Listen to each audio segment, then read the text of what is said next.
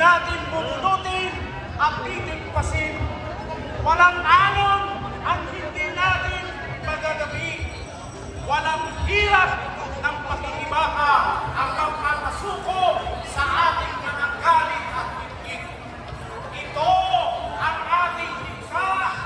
Ito ang lintik na tutulong sa kanila. Ang daluyong paghihirap na ito. Ang apoy na tutuko sa mapanghaling at mapagsamantala.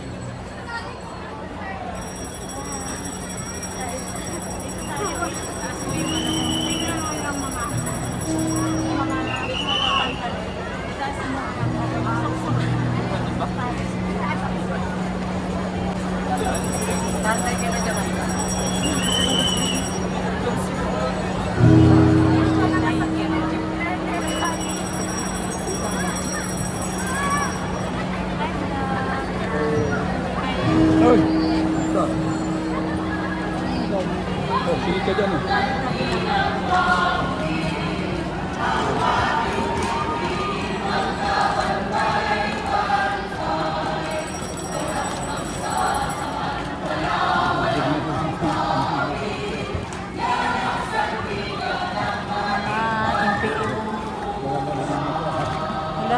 Sino yung sinira? Ha?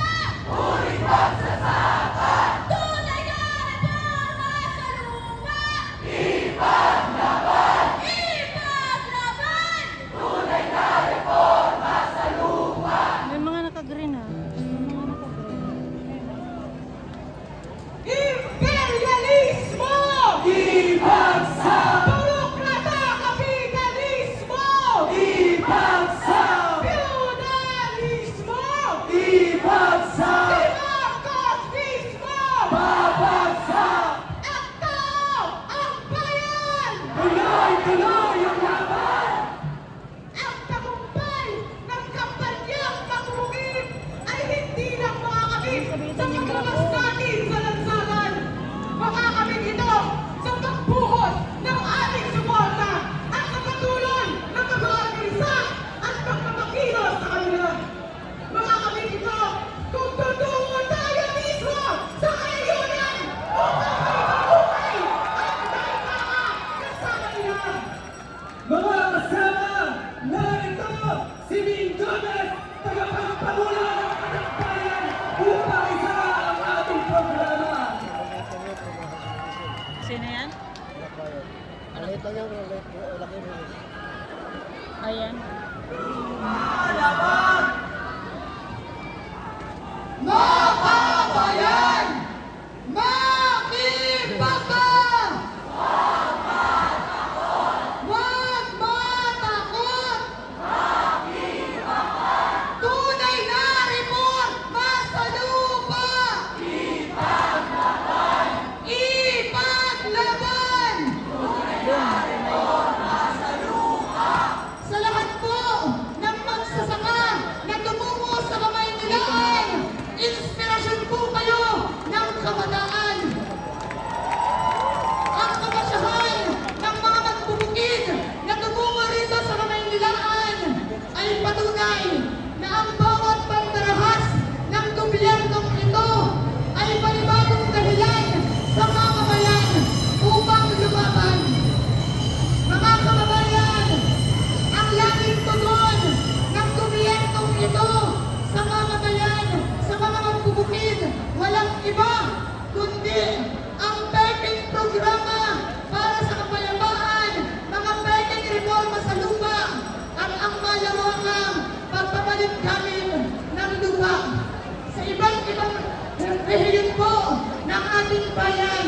Iyan ang araw-araw na binibigay ng gobyerno ni Marcos. Sa probinsya po ng Samar, sinaslang ng militar ang 16 years old na magsasaka. Sa isla ng Mindoro, pinaslang ng militar si Juan Sumilhig, isang magsasaka. Sa isla po ng Negros, 2005 pa ng matanggap ng mga magsasaka ang kanilang lupa. 20 years ang nakalipas, wala pa rin sariling lupa ang mga magsasaka. 2025 na po, subalit nananatiling nagpapaalipin sa murang sahod ang mga manggagawa